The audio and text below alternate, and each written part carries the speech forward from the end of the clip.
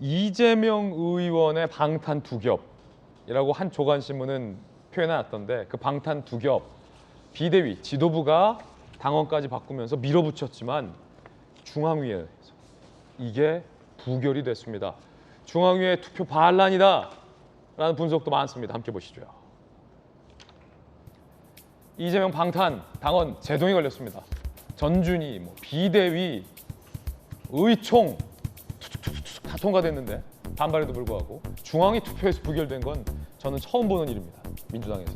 민주당 중앙위가 당 최고 의사결정기구죠. 구성원 거의 문정부터 이촉됐다는 것도 있고, 권리당원 전원투표, 이거 굉장히 지금 논란 뜨거웠거든요. 옆에 있는 박용진 의원을 포함해서 많은 분들이 민주당 내부에서 반발을 했었고, 친 이재명계 의원과 이재명 의원은 권리당원 전원투표를 강하게 드라이브를 건 바 있습니다. 그리고 기소시 당직정지에 대한 예외 적용, 이번에 비대위가 조항을 바꿨죠. 꼼수다라는 당내 논란도 있었죠. 이 두 가지 모두 다 방탄이다라는 비판이 있었는데 중앙위에서 투표에서 부결이 된 겁니다. 중앙위원 566명 중 찬성 268, 과반에 미달됐어요. 반대 투표를 그만큼 많이 던졌다라는 겁니다. 예상 밖 부결에 친 이재명계가 반발하고 있습니다. 정청래, 개탄할 일이다. 제 논의에서 당의 주인이 당원임을 관철시킬 것이다. 굉장히 사실 이건 무서운 얘기예요. 당의 주인이 당원이고 본인들은 당원의 뜻에 있는 건데 감히 중앙위가 부결을 해? 라는 겁니다. 누가 주인인지 보여주겠다라는 무서운 말이고, 장경태 의원, 검찰이 좌지우지 못하는 정당 만들려는 노력을 중앙위가 부결을 해서 막았다라고 비판을 하고 있습니다. 그런데 이 중앙위에 반대로 호소했던 주된 중심축이 여기 있는 박용진 의원인데, 지금 정청래 의원은 당의 주인이 누구인지 보여주겠다, 개탄한다 라고 얘기하고 있거든요. 박용진 의원님, 정청래 의원 입장에 대해서 어떻게 보십니까? 민주주의가 살아있는 걸 보여준 투표 아닌가요? 그러니까 여러분 기억하시는지 모르겠는데 김영삼 대통령이요, 아주 옛날 얘기죠. 김영삼 대통령이 민주투사에서 그야말로 반민주적 인사로 전락했던 날이 언제냐면 3당 합당을 해서가 아니고 3당 합당을 할 때 그 대의원 대회인가 중앙위 때요, 박수로 만장일치를 유도를 해요. 그 자리에서 분연히 떨쳐 일어나서 이 있다, 토론해야 된다, 반대가 있으면 토론해야지 하고 이야기했던 사람이 노무현 의원입니다. 여러분 생각을 해보십시오. 중앙위원회에서 중요한 문제를 의논을 하는데 다 됐고 그냥 아무 소리 말고 찬성하고 반대 중에 하나만 골라, 이렇게 하는 경우는 없어요. 당의 주인이 누구인지 못 알아본 거다, 이렇게 논평하던데 정청래 의원은. 그러니까 민주주의가 살아있는 걸로 제가 요구를 했죠. 이렇게 가서는 안 되니까 토론하고 수기할 수 있는 시간을 벌자. 지금 올라온 것 관련해서 누구도 이 의견을 달지 못하는 상황이 됐으니 반대합시다, 여러분. 저는 어제 알았어요. 결과가 나오고 나서 566명이 투표를 했대요. 그러니까 566명이 제적인 거예요.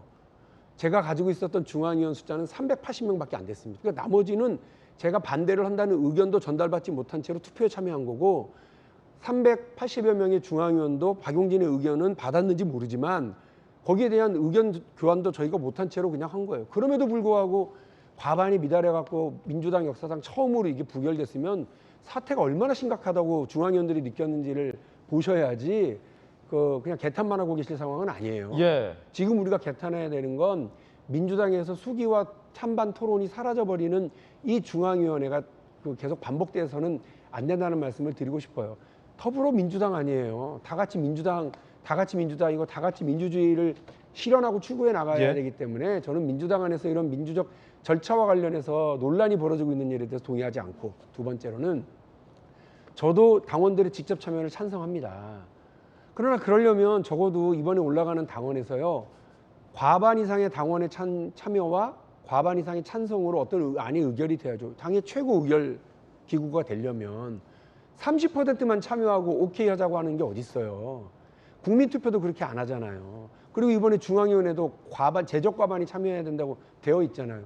민주주의의 기본 상식이죠. 상식이다. 그것 때문에 이번에 당원이 30%의 당원들만 참여하면 투표가 성립된 걸로 되고, 그중에 반만 찬성하면 되는 거니까 산수상으로는 강성당원 한 16% 정도만 있으면 얼마든지 밀어붙일 수 있는 일들이 되는 것 아닙니까? 이런 민주주의가 어디 있어요? 직접 민주주의는 민주주의의 기본을 지키면서 할 수 있도록 하자는 것이 제 의견이었고 알겠습니다. 우리 중앙위원들의 공감 사항입니다. 정청래 의원의 당의 주인이 누구인지 재확인시켜야 된다, 개탄한다라는 비판에 대해서 박용진 의원은 이런 게 민주주의다라고 응수를 한 셈이군요.